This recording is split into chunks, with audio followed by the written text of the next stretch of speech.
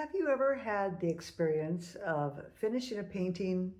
You've put a lot of effort and work and sweat and tears into it, and then when it's all done, you just think something's missing, something's just not quite right. Well, that happened to me recently, and I wanted to share with you why I decided that in this case, the best answer was just to start over and redo the whole painting.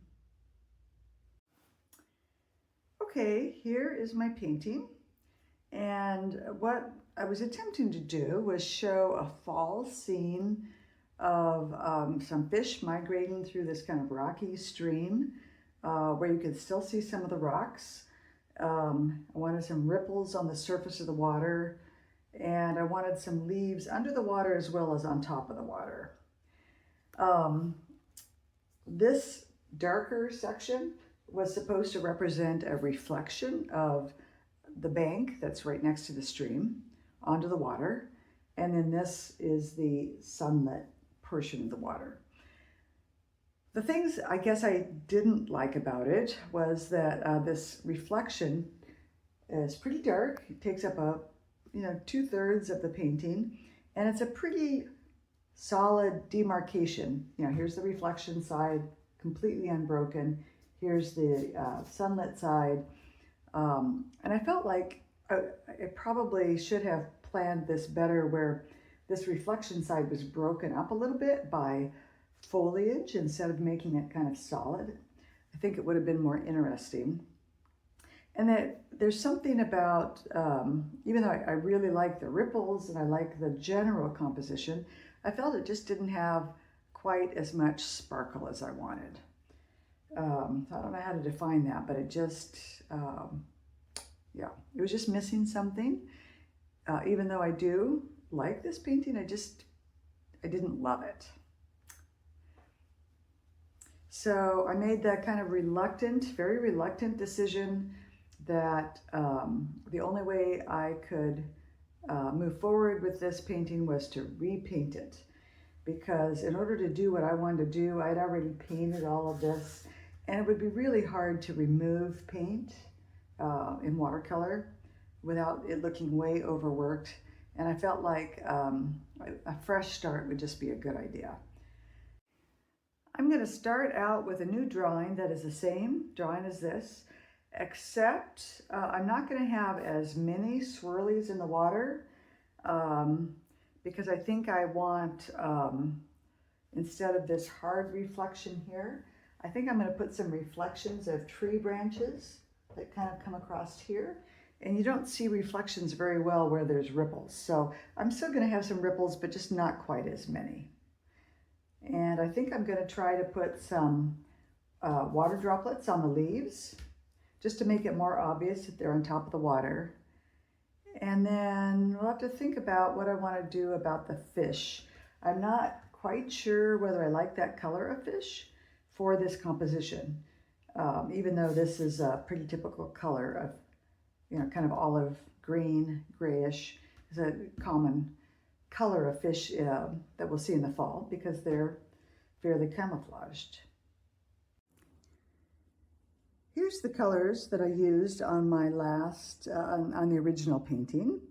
I have cerulean blue, which is Imgram, raw sienna, Imgram, burnt sienna, Winsor Newton, sepia, Imgram, new gamboge, which is Daniel Smith, and pyrrole red, Imgram. So 6 different colors. And down here I have some reminders of how I mixed them. For the really darks, I used the cerulean blue plus the sepia to make the darks. For the various rocks and pebbles that are in the stream, I used cerulean blue and raw sienna in various combinations. Like this has a lot of raw sienna, very little cerulean blue.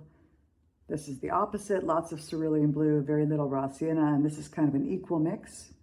So I was able to get these 3 colors, different colors, using these 2 tubes of paint.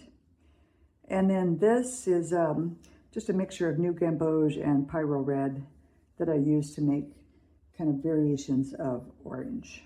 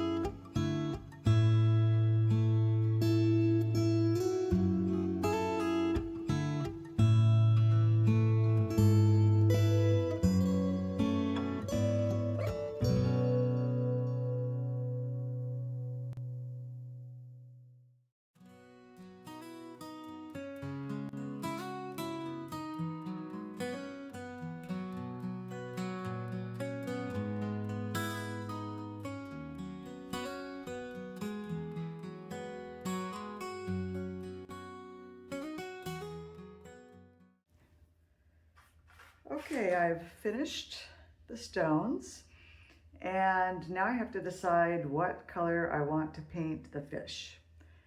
And you might recall I decided I didn't want them the dark olive color of my previous painting.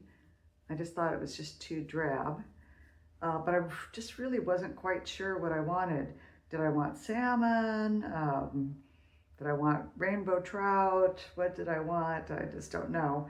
So I made up some little fishy cutouts that I painted different colors.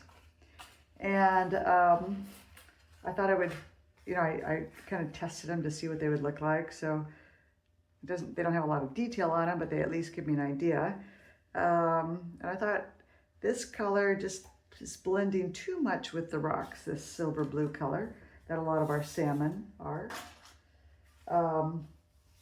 Here's one that again is kind of olivey with a little bit of pink on it, and that one's okay. That one's better. I like it better. I even tried, I took this photograph, I found this photograph of a fish and I colored in some colors of a salmon. And that would be okay too. But the problem I had with all of these was that the salmon were camouflaged pretty well amongst the rocks. And even though it's a very Pacific Northwest thing to have that,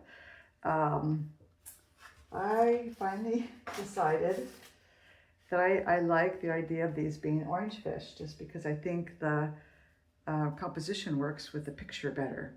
So I'm going to change these fish into koi. This is going to be a creek with some koi in it. Someone's house. Fall scene with orange koi. So here we go. Let's see what I can do with that.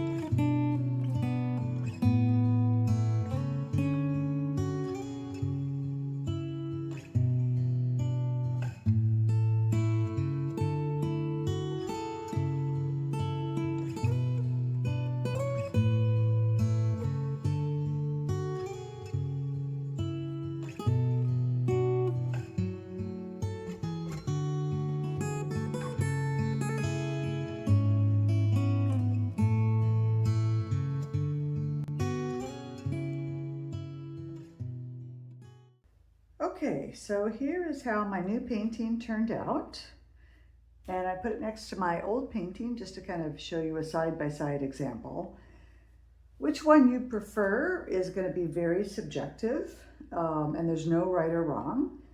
I have to say I think I prefer this one better, but I do like this one as well. Just kind of a reminder of what I initially didn't like as much about this painting is I didn't like this solid reflection being such a distinct line from this side of the painting to that. I wanted something that was more subtle, and here I accomplished that by having some kind of bare branches that spread across the reflections, that spread across the water, gradually getting lighter the farther away they get from the branches. That allowed me to have a lot more of the blue rock visible, and I felt like that worked much nicer against the orange of the leaves, to act kind of to accentuate the complements of blue and orange. For those of you that don't know what complements are colors that are opposite each other on the color wheel, and they tend to look nice together in pictures and paintings. So the blue of the rock acts nicely as an accent against the orange of the leaves. I did end up changing the fish color. Originally it was this kind of olive green. I changed them to orange koi fish. And the reason why was I felt compositionally that we needed a little bit more color with the fish over here. And I liked that, carrying that orange color kind of like this. Some things I particularly like about this is I think it's nicer to see the rocks just a little bit better. I like these reflections better. I like the composition. It's still got its nice little ripples from the fish. You can see bits of the fish through the ripples. The leaves, it's more apparent that they're on the surface of the water than I think in a previous painting, especially since they all have water drops on them, and water drops always add a little bit of interest.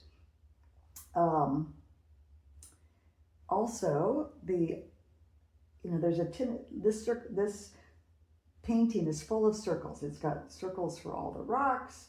It's got circles for the ripples. It's got this general circular way that the fish draws your eye into their leaves, which draws your eye back into the fish, creates kind of this circular pattern.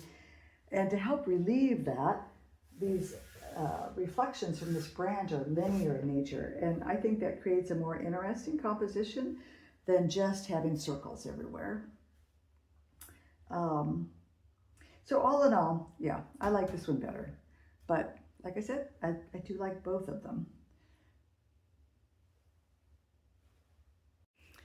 It can be really hard to make the decision to redo a piece of artwork. You might have spent a bunch of time and effort on that first piece of artwork, and the idea of doing it all over again, you can just hardly bear. That happens to all of us, but sometimes it's a necessary call. And what I have found is that the second time through, it's usually not quite as hard to do. It comes together faster, and most of the time you're happier with the second effort than you are with the first effort, and it makes it all worthwhile in the end. So I would encourage you to, if you have a painting that you don't like very well, don't give up, just try it again. And in the meantime, I need to figure out what to do with my first painting. I don't hate it, which is good, but I have a feeling it's going to end up cut up into little scraps of paper that I can use for testing my colors on the back side. So that's just the way it rolls. All right, talk to you later. Bye.